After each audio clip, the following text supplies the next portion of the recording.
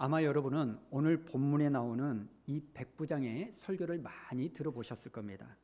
그리고 그 대부분의 설교의 강조점은 백부장의 믿음에 있습니다. 그리고 실제로 예수님은 이 백부장의 믿음에 굉장히 놀라셨습니다. 그럼 어떤 믿음에 예수님이 놀라셨을까? 7절에 보니까 이렇게 백부장이 말하죠. 말씀만 하시면 내 하인을 고치실 수가 있습니다. 그러자 9절에서 예수님이 이렇게 칭찬을 하십니다. 예수께서 들으시고 그를 놀랍게 여겨 돌이키사 이스라엘 중에서도 이만한 믿음은 만나보지 못했다. 이렇게 말하는 겁니다. 우리가 성경을 읽다 보면 예수님이 놀라셨다. 이 이야기가 몇 번 나옵니다. 그런데 보통 예수님이 어떤 모습에 놀라느냐? 사람들의 불신, 믿음 없음에 놀라십니다. 예를 들면 마가복음 6장 6절을 보면 그들의 믿지 아니함을 이상히 여기셨다. 이렇게 말합니다. 그런데 오늘 이 백부장의 모습을 보고서는 예수님은 정반대로 놀라신 거예요. 지금 이 백부장은 유대인이 아님에도 불구하고 이방인인데도 그 믿음을 보시고 놀라신 겁니다. 여러분, 이렇게 우리는요, 예수님을 놀라게 할 수 있는 존재라는 것을 아시기 바랍니다. 그런데 우리는 두 가지 상반된 이유로 주님을 놀라게 할 수 있습니다. 첫 번째는 조금 전에 말씀드린 불신으로 주님을 놀라게 할 수 있는 거예요. 모태신앙으로. 그렇게 오랫동안 예수를 믿었다고 하는데, 그렇게 예배를 많이 드리고 그렇게 교회밥을 많이 먹었음에도 불구하고 뭐라고 말하냐? 아직도 자기는 믿음이 없다. 이렇게 담대하게 선포하는 그런 분들을 보고 불신의 믿음을 보시고 주님은 놀라십니다. 그런데 반대로 믿은 지 얼마 안 됐음에도 불구하고 하나님을 신뢰하는 믿음의 모습을 보일 때 주님은 또 놀라신다는 거예요. 사랑하는 여러분, 기왕이면 주님을 신뢰하는 이 믿음의 모습으로 주님을 놀라게 하는 여러분 되기를 축복합니다.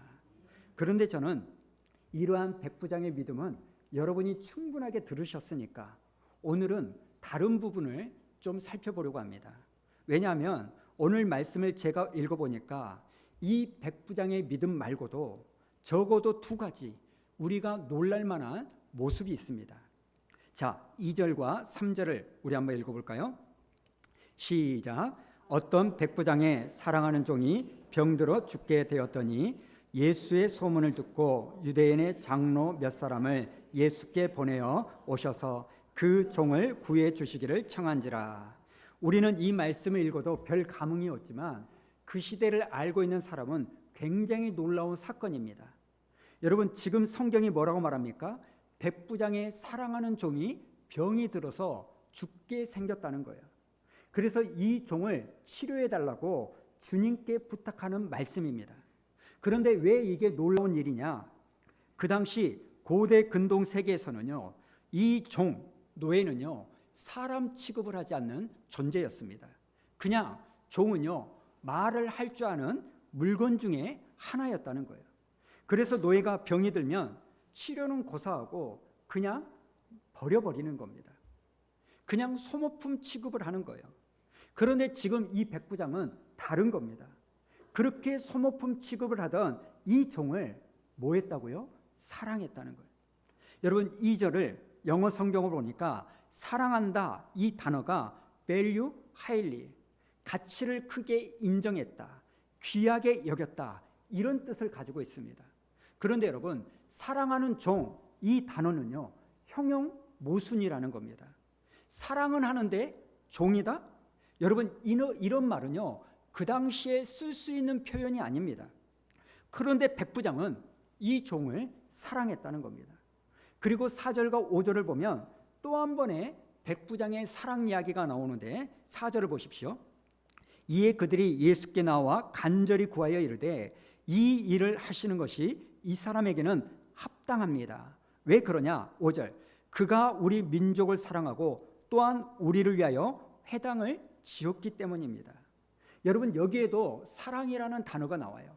아까는 소모품 취급을 받는 신분을 초월해서 종을 사랑한다고 말하더니 이번에는 그 사랑이요, 자기의 민족을 넘어서 타 민족도 사랑한다는 겁니다. 여러분, 여기에 나오는 백부장은 로마 사람입니다. 그리고 로마는 그 당시에 이스라엘을요, 식민 지배하던 나라였습니다. 그런데 지배자였던 이 백부장이 식민 지배를 받고 있는 이스라엘 민족을 사랑하여 회당을 지어줬다는 겁니다. 여러분, 이건 굉장히 놀라운 일이라는 거예요. 여러분, 지금 이 백부장은요, 자기의 신분을 넘어서서 그리고 자기의 민족을 넘어서는 이 사랑이 있었던 사람이라는 겁니다. 지금까지 우리는 이 백부장의 놀라운 믿음만을 이야기했지만 오늘 하나님께서 우리에게 말하고자 하는 것은 뭐냐? 이 백부장의 사랑하는 범위가 굉장히 넓다는 겁니다. 그리고 가만히 생각해 보니까 오늘 여기에 나오는 이 백부장 같은 이 사랑, 주인과 종이라는 신분을 넘어서고 지배민과 피지배민이라는 이 민족을 넘어가는 그 사랑이 있었기 때문에 오늘 우리가 예수를 믿게 되었다는 겁니다. 여러분, 가만히 생각해 보세요. 우리나라 사람들 중에 지금 20에서 25%가 예수를 믿습니다. 카톨릭까지 포함하면 35%가 예수를 믿는 거예요. 그럼 우리가 어떻게 해서 이렇게 많은 사람들이 예수를 믿게 되었을까요? 사실 우리는요, 불과 130년 전만 해도 아주 흉악한 사람들이었습니다. 여러분 기억하십니까? 노무현 대통령 그 시절이었던 걸로 기억하는데 샘물교회 아프간 선교팀이 피랍이 되었을 때 그 선교팀의 일원진이었던 한 사람 김선일 씨가 목이 잘리는 참수당하는 그 영상이 온 나라에 퍼졌습니다. 그래서 전 세계가 충격을 받았어요. 그런데 여러분, 130년 전에 우리나라가 그런 행동을 했습니다. 130년 전에요, 토마스 선교사가 대동강에 배를 타고 와서 성경책을 주려고 딱 다가왔을 때 그 선교사의 목을요, 댕강 잘라버린 나라가 바로 우리나라입니다. 흥성대원군 때도 마찬가지입니다. 그 당시 카톨릭 신자들이요, 조상 제사를 지내지 않는다는 그 이유 때문에 수많은 카톨릭 신자들을 목을 잘라가지고 죽여버립니다. 그래서 서울 마포구에 머리가 잘렸다는 절두산 성지가 세워진 겁니다. 여러분, 이렇게 우리나라도요, 진짜 무섭고 흉악한 민족이었습니다. 그런데 지금 어떻게 해서 그 수많은 사람들이 예수님을 믿게 되었을까요? 이유는 딱 하나예요. 민족을 넘어서 이 조선을 사랑했던 선교사들이 있었기 때문입니다. 여러분, 그 옛날 중국은 알고 일본은 알았지만 조선은 거의 알려지지 않았습니다. 그런데 하나님께서 선교사들에게 이 조선을 긍휼히 여기는 마음을 부어주심으로 말미암아 그 하나님의 마음에 순종해서 그 먼 태평양을 건너온 사람들이 있었습니다. 여러분, 제가 자료를 찾아보니까요, 우리나라에 선교사들이 올 때 우리나라의 환경은요, 너무나 열악했습니다. 지금 우리가 130년 전에 살았다면 학을 띄었을 거예요. 여러분, 선교사들에게 질문할 때 이구동성으로 빼놓지 않고 했던 말이 있습니다. 선교사들에게 조선의 첫 인상이 뭡니까? 이렇게 물어보면 답은 딱 하나예요. 그게 뭐냐? 냄새라는 거예요. 정답. 그렇죠? 도대체 이 냄새의 정답이 뭐냐는 거예요. 왜 그런지 아십니까? 그 당시 우리나라는요, 하수구가 없었어요. 그래서 똥이나 오줌은요, 그냥 아무데나 내다 버린 겁니다. 또 외국인들이 우리나라의 된장과 김치는 정말 싫어하잖아요, 냄새가. 음식도 하나도 입에 맞지 않습니다. 그리고 조선의 풍토병이요, 같이 왔던 자기의 아내와 1살, 2살밖에 되지 않았던 자기 자녀들이 이 풍토병 때문에 엄청나게 죽어나갑니다. 여러분, 지난 130년 동안 개신교 선교사만 우리나라에 2,950명이 들어왔습니다. 그런데 저기 양화진 선교사 묘역에요, 500명이 묻혀 있는 거예요. 여러분, 이 선교사님들은요, 자기 민족만이 아니라 타민족, 조선을 사랑했습니다. 루비 캔드릭이라는 이 선교사님의 묘비를 보면 이렇게 쓰여져 있습니다. 나에게 1000개의 생명이 있다면 난 조선을 위하여 다 주고 싶다. 여러분, 이렇게 시대와 민족을 초월한 이 사랑이 있었기 때문에 우리가 예수를 믿게 된 줄로 믿습니다. 그래서 여러분, 우리나라는요, 사랑의 빛을 띤 민족이라는 거예요. 그런데 우리는 어떻습니까? 정말 우리는 우리가 사랑하는 그 지경이 너무나 좁습니다. 그저 내 가족, 내 교회, 이것밖에 없어요. 마가복음 16장에 예수님께서 명령하죠. 너희는 온 천하에 다니며 만민에게 복음을 전파하라. 여러분, 이 명령을 다르게 표현하면 사랑의 지경을 넓혀라, 이런 뜻으로 해석할 수가 있습니다. 사도행전 1장 8절에서도 주님이 말합니다. 예루살렘만이 아니라 온 유대로, 또 온 유대뿐만 아니라 너희들이 그렇게 싫어하는 사마리아로, 사마리아만이 아니라 땅끝까지 내 증인이 되어라. 사랑의 지경을 넓혀라, 이 말씀이라는 거예요. 저는 이렇게 우리가요, 주님이 말씀하신 우리의 사랑의 폭이, 넓이가, 지경이 넓어지는 그러한 교회가 되기를 축복합니다. 창세기 12장을 보면 하나님이 아브라함에게 뭐라고 말합니까? 1절을 보니까 본토, 친척, 아비집을 떠나라. 그리고 우리는 이 사랑의 측면에서 본토, 친척, 아비집을 떠날 필요가 있습니다. 왜냐하면 가만히 보니까요, 우리의 사랑의 대상은요, 우리의 기도의 제목 대상은요, 전부 다 본토, 친척, 아비집 안에 있기 때문입니다. 저는 우리의 기도의 지경이, 사랑의 지경이 넓어지기를 축복합니다. 그리고 백부장에게 놀라운 것은 믿음과 사랑만이 아니라 또 한 가지가 있습니다. 자, 2절을 보십시오. 어떤 백부장의 사랑하는 종이 병들어 죽게 되었더니, 그 다음에 보세요. 예수의 소문을 듣고 유대인의 장로 몇 사람을 예수께 보내어 오셔서 그 종을 구해 주시기를 뭐한지라? 청한지라. 여러분, 여기에 나오는 청하다, 이 동사가요, 굉장히 중요합니다. 다시 말씀드리면 이 백부장은요, 로마 군대 백부장입니다. 정복자입니다. 그런데 지배를 받고 있는 그 젊은 청년 예수님께 유대 장로들을 보내서 대신 부탁을 합니다. 뭐라고 부탁합니까? 오셔서 내 종을 고쳐주십시오. 그런데 여러분, 실제로는 어떻게 말해야 자연스럽습니까? 간청이 아니라 명령하고 지시해야 이게 자연스러운 겁니다. 쉽게 이야기해 볼까요?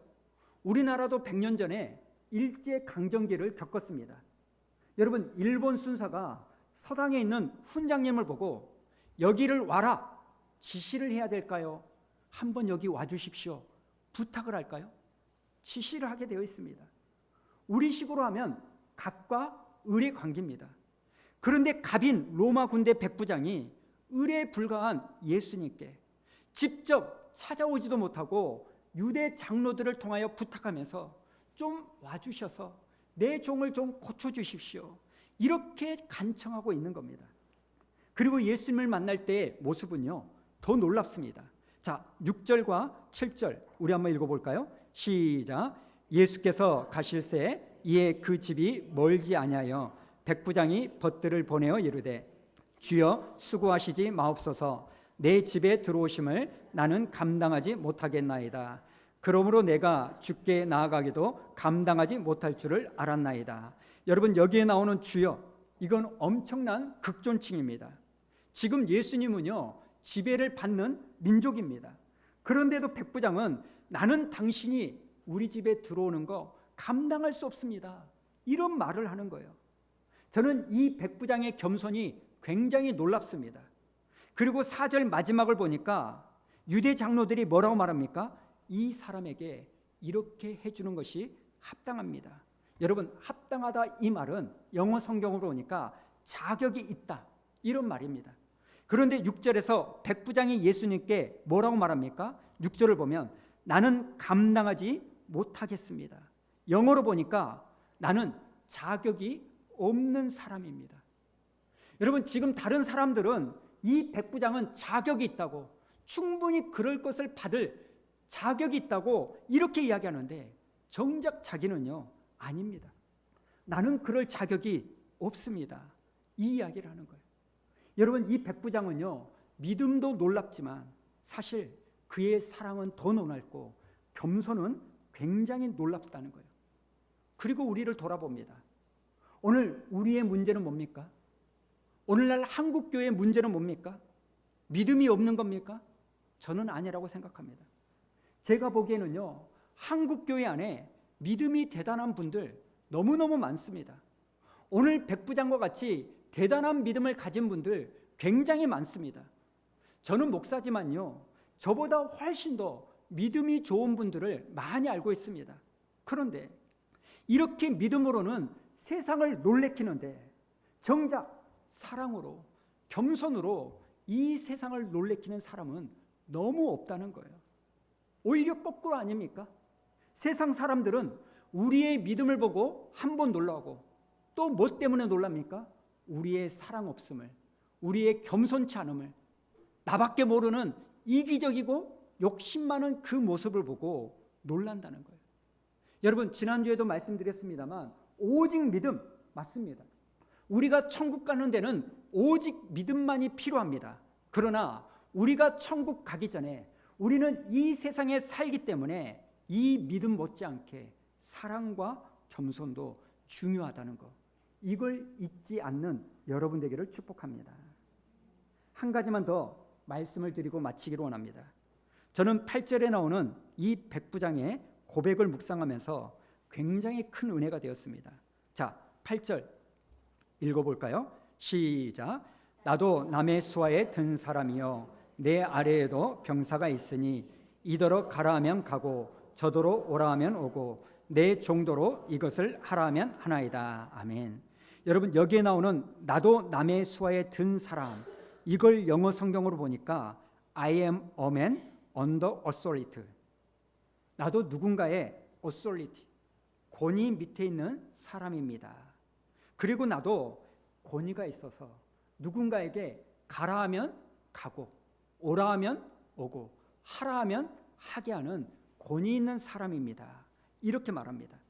지금 백부장은요, 사람을 부리고 명령할 수 있는 권위가 있는 사람입니다. 그런데 이 백부장이 그 이야기만 하지 않습니다. 자기에게 있는 자기 권위를 말하기 전에 사실 나는 어떤 권위 밑에 있는 사람입니다, 이 말을 먼저 하는 거예요.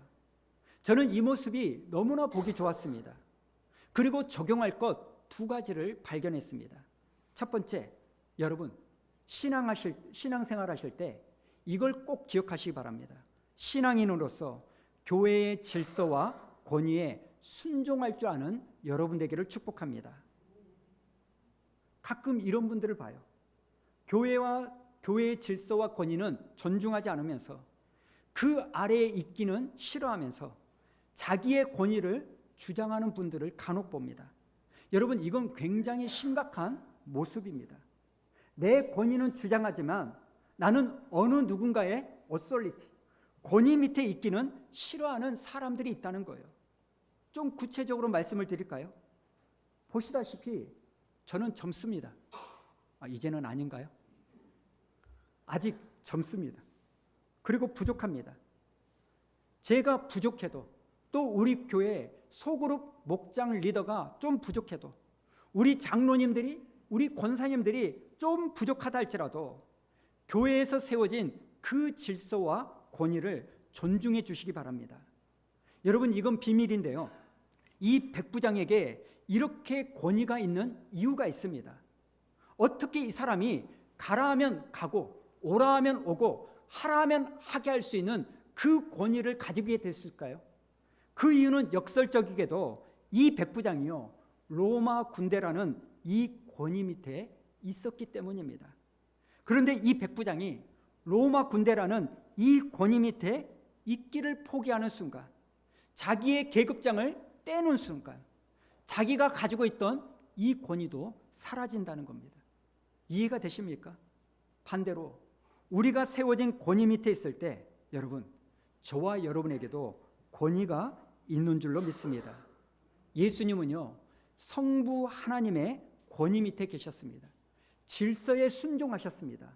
그랬더니 그 결과가 뭡니까? 하늘과 땅의 모든 권세가 주님께 주어졌다는 겁니다. 그런데 사탄은 반대예요. 사탄의 가장 중요한 속성은 하나님의 권위, 이걸 싫어합니다. 그런데 자기는요, 권위를 부리고 싶어 해요. 여러분, 누군가가 권위에 순종하기는 싫어하는데 나는 권위를 주장하고 싶다? 이건 그 사람이 사탄의 모습을 가지고 있는 겁니다.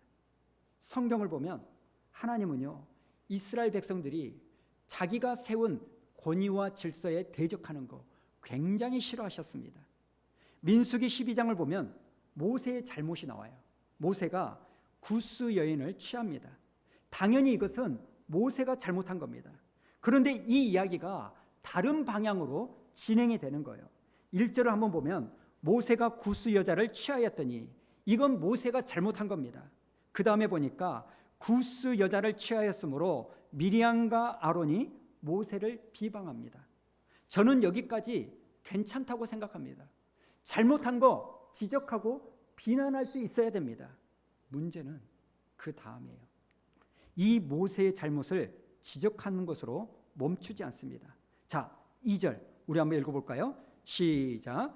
그들이 이르되 여호와께서 모세와만 말씀하셨느냐 우리와도 말씀하지 아니하셨느냐 하매 여호와께서 이 말을 들으셨더라. 아멘. 지금 이 사람들은 모세의 잘못을 지적하는 것을 넘어 모세의 권위를 대적합니다. 하나님이 세우신 모세의 권위 아래 있지 않겠다는 거예요. 아니, 하나님이 모세하고만 이야기해? 우리하고도 이야기하셔. 지금 모세의 잘못만 지적하는 것이 아니라 하나님이 세우신 모세의 권위에 도전하는 겁니다. 그럴 때 하나님께서 4절에 보니까 뭐라고 말합니까? 너희 셋, 모세, 미리암, 아론 다 나에게 와, 이렇게 말합니다. 그러면서 6절에 이렇게 말하죠. 이르시되 내 말을 들으라. 너희 중에 선지자가 있으면 나 여호와가 환상으로 나를 그에게 알리기도 하고 꿈으로 그와 말하기도 하거니와 내 종 모세야는 그렇지 아니하니 그는 내 온 집에 충성함이라. 자, 그 다음 8절 다 같이 읽어볼까요? 시작. 구하는 내가 대면하여 명백히 말하고 은밀한 말로 하지 아니하며 그는 또 여호와의 형상을 보거늘 너희가 어찌하여 내 종 모세의 비방하기를 두려워하지 아니하느냐. 지금 하나님은 모세의 권위를 인정해 주십니다. 너희가 어찌하여 내 종 모세의 비방하기를 두려워하지 않느냐. 여러분, 무서운 이야기입니다. 사랑 여러분, 하나님이 세우신 질서와 권위에 순종하는 모습이 있기를 축복합니다. 그게 하나님의 뜻이에요. 물론 모세가 잘못한 것, 지도자가 잘못한 것, 여러분, 하나님은 분명히 계산하신다는 거예요. 그리고 두 번째, 우리가 적용해야 될 것, 8절입니다. 한번 보여주실래요? 나도 남의 수하에 든 사람이요 내 아래에도 병사가 있으니 이더러 가라 하면 가고 저더러 오라 하면 오고 내 정도로 이것을 하라 하면 하나이다. 여러분, 이 말씀에는 두 가지의 권위가 나오죠. 하나는 내 위에 있는 권위, 그리고 또 다른 하나는 내가 가진 권위입니다. 그런데 여러분, 내가 가진 이 권위가 어떻게 작동이 되냐? 어떤 사람에게 가라 하면 갑니다. 오라 하면 와요. 하라 하면 합니다. 그리고 이 말을 뒤집으면 나 역시도 어떤 권위 밑에 있기 때문에 나 역시도 내 위에 있는 권위에 순종하여 그 권위가 가라 하면 가야 하고 오라 하면 와야 되고 하라 하면 해야 되는 존재, 이 의미가 있음을 아시기 바랍니다. 지금 백부장은요, 자기의 권위만을 말하지 않습니다. 나도 누군가의 권위 밑에 있기 때문에 나도 내 위에 있는 권위가 시키는 대로 순종해야 되는 존재라는 이야기를 합니다. 제가 이 말씀을 묵상하는데 다음과 같은 깨달음이 임했습니다. 그게 뭐냐? 여러분, 우리 모든 사람은요, 우리가 인정을 하든지 하지 않든지 간에, 의식을 하든지 하지 않든지 간에 우리는 반드시 어떤 권위 아래에서 살게 되어 있다는 거예요. 모든 일을 내가 최종적으로 결정하는 것 같지만 가만히 내 자신을 들여다보면 내가 어떤 권위 아래에 있기 때문에 사실 내가 그 권위가 시키는 대로, 그 권위가 영향을 미치는 대로 내가 살게 되어 있다는 거예요. 그리고 보면 이 세상은 딱 두 종류의 사람이 있다는 거예요. 하나는 하나님 권위 밑에 하나님의 말씀에 순종하며 사는 사람이 있고, 또 다른 하나는 하나님이 아닌 다른 어떤 것의 권위 아래에서 사는 사람들이 있다는 겁니다. 예를 들면 돈이라는 권위 아래에서 사는 사람들이 있습니다. 물론 내가 주체적으로 모든 일을 결정하는 것 같지만 실상 가만히 들여다보면 돈에 이끌림을 당하고 돈의 컨트롤을 당하는 그런 사람들이 있습니다. 그래서 내 중심을 가지고 살아가는 것이 아니라 돈이 일이 된다 하면 그리 끌려가고, 돈이 절이 된다 하면 저리 끌려가는 거예요. 열왕기하 5장을 보면 나아만 장군이 나병에 걸렸는데 엘리사가 불치병 나병을 고쳐줍니다. 그런데 이게 너무나 감사하니까 나아만이 엘리사에게 선물을 주려고 하는데 엘리사가 거절하는 거예요. 그런데 이것을 봤던 엘리사의 종 게하시가 너무나 그게 아까운 겁니다. 아니, 어떻게 저 불치병을 고쳐줬는데 선물을 안 받을 수가 있어? 그래서 20절에 보니까 이렇게 이야기합니다. 하나님의 사람 엘리사의 사한 게하시가 스스로 이르되 내 주인이, 여기서 말하는 주인은 엘리사입니다, 이 아람 사람 나아만에게 면하여 주고 그가 가지고 온 것을 그의 손에서 받지 아니하였도다. 이게 너무나 아까운 거예요.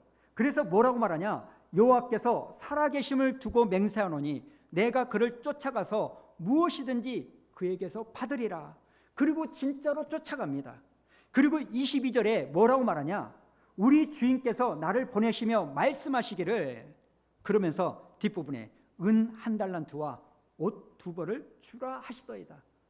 여러분, 지금 게하시는요 거짓말을 하고 있습니다. 그런데 거짓말을 하는 이유가 뭡니까? 그 순간 이 게하시는 돈의 지배 아래 살고 있기 때문에, 내가 결정한 것 같지만 돈의 욕심에 끌려서 그 발걸음을 떼고 있는 거예요. 돈이 시키는 대로 이 게하시는 움직이는 겁니다. 구약에 나오는 삼손, 여러분 삼손은요 낮에는 하나님의 권위 아래서 사사로 살아갑니다. 그런데 밤만 되면 이 주인이 바뀌는 거예요. 삼손은요 밤만 되면 창기를 쫓아갑니다. 어두운 밤만 되면 정욕의 지배 아래 살아가는 거예요. 여러분 중에도요 낮에는 멀쩡해요. 사람이에요. 근데 밤만 되면 술에 중독돼 가지고 고주망태 되는 분들이 있을지 모르겠습니다.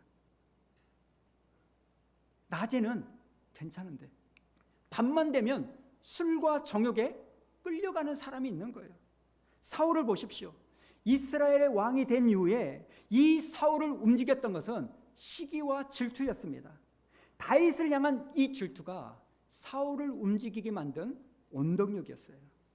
그런데 여러분, 우리는요 이 게하시나 삼손, 사울을 욕할 수가 없습니다. 오늘날 너무나 많은 사람들이 돈의 권위 아래 살고 있습니다. 너무나 많은 사람들이 정욕의 권위 아래 살아가고 있는 거예요. 우리 청년들 가만히 봐보십시오. 고등학교 때는 괜찮았는데 대학만 들어가면 선배가 시키는 대로 다 합니다. 술 마셔봐야지. 술 마시라 하면 마십니다. 담배 피라 하면 핍니다. 온라인 하자고 하면 합니다. 여러분, 사람의 지배 아래 살아가고 있는 거예요. 저는 오늘 여러분이 말씀을 통하여 도전받기로 원합니다. 저는 여러분이 하나님의 권위 아래 살아가는 은혜가 있기를 축복합니다. 오늘 여러분에게 질문을 드리고 싶습니다. 여러분은 어떤 권위 아래에 살고 있습니까? 여러분을 움직이게 만드는 그 동력, 그 힘은 무엇입니까? 여러분을 컨트롤하는 존재가 무엇입니까? 저는 그것이 돈이 아니기를 바랍니다. 정욕이 아니기를, 술이 아니기를, 자식이 아니기를, 사람이 아니기를 축복합니다. 오직 살아계신 하나님이 여러분을 움직이는 힘과 동력 되기를 축복합니다. 사랑 여러분, 하나님께서는 오늘 우리에게 말합니다. 믿음만 가지고 나를 놀래키지 말아라. 너의 사랑의 지경이 넓어지기를 원한다. 이기적인 그 모습이 좀 무너지기를 원한다. 그리고 겸손하기를 원한다. 사랑 여러분, 믿음만을 가지고 하나님을 놀래키는 것이 아니라, 믿음만을 가지고 옆 사람을 놀래키는 것이 아니라, 우리의 사랑과 겸손이 하나님과 사람을 놀래키는 그런 한 주가 되기를 축복합니다.